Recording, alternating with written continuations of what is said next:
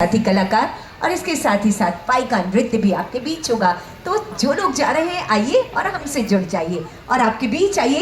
ये रंग बिरंगी छतरियां खुल चुकी है कुछ विशेष कहने के लिए। जी आइए, गरबा में थोड़ा झूम लेते हैं हम भी, थोड़ा नाच लेते हैं हम भी।